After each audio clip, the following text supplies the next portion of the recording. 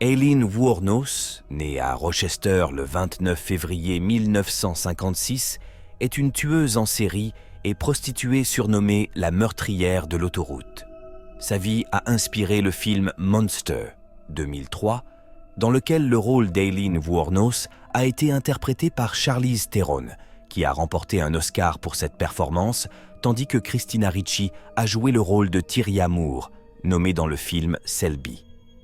Diana Wuornos s'est mariée à 15 ans avec un homme souffrant de schizophrénie et 2 enfants sont nés de ce mariage, Keith et Aileen Wuornos. Le mariage n'a duré que 2 ans. Peu après, le père d'Aileen a été jeté en prison pour maltraitance d'enfants et s'est pendu dans sa cellule.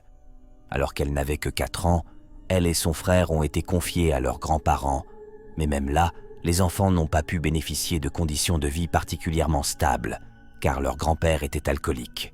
À 14 ans, elle est violée par un ami de la famille et tombe enceinte. L'enfant est placé dans une institution, puis adopté. Après la naissance de l'enfant, Aileen Wuornos a abandonné l'école et lorsque sa grand-mère est morte d'une insuffisance hépatique, son grand-père l'a mise à la porte. Ne sachant pas comment subvenir à ses besoins, Aileen a commencé à se prostituer.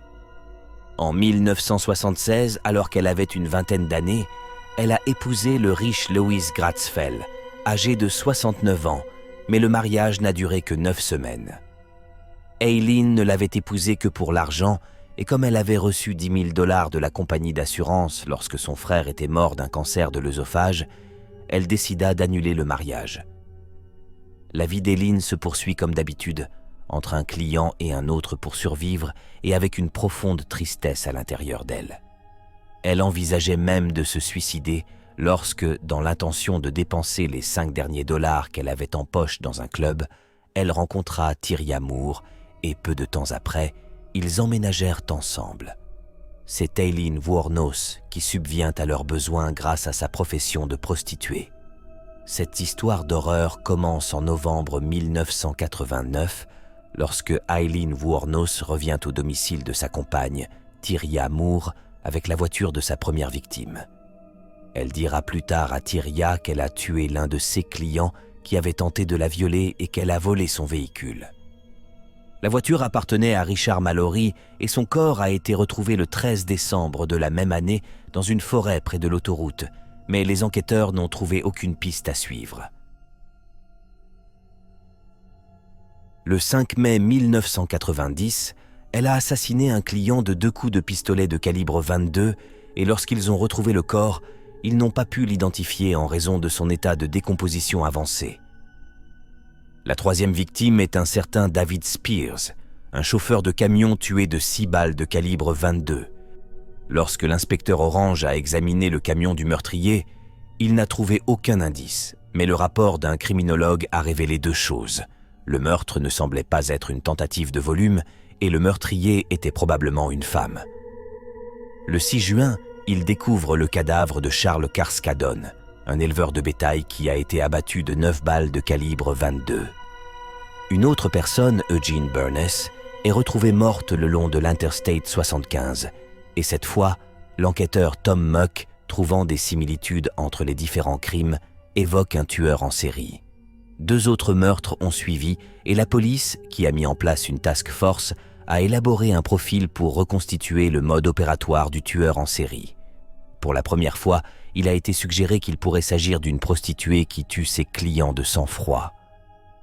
L'enquête a pris un tournant décisif lorsque Aileen Wuornos a déposé chez un prêteur sur gage une caméra vidéo appartenant à l'une de ses victimes, laissant derrière elle des empreintes digitales que les enquêteurs ont réussi à faire correspondre à celles trouvées sur l'une des scènes de crime.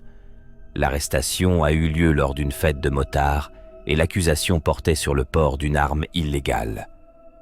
Ce chef d'accusation n'aurait pas été suffisant pour un procès, mais Tyria Moore, la compagne d'Aileen, a avoué ses crimes lors d'un interrogatoire.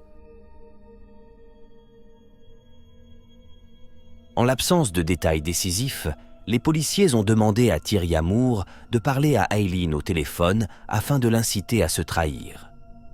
Au cours de la conversation, Tyria fait alors des allusions au meurtre et bien qu'Aileen Wuornos se soit probablement rendu compte qu'elle était interceptée, elle décide de parler et d'avouer, disculpant ainsi sa petite amie et assumant seule la responsabilité de tous les crimes. Le procès s'est ouvert en janvier 1992 et bien qu'Aileen Wuornos n'ait été accusée que du premier meurtre, le tribunal de Floride n'a pas tenu compte de la circonstance atténuante de violence et l'a condamnée à la chaise électrique le 27 janvier. La femme a fait appel en vain et a continué à affirmer son mépris de la vie et son désir de continuer à faire le mal. Après le procès en février 1992, Aileen et Tyria ne se sont pas rencontrés et ne se sont plus jamais parlé.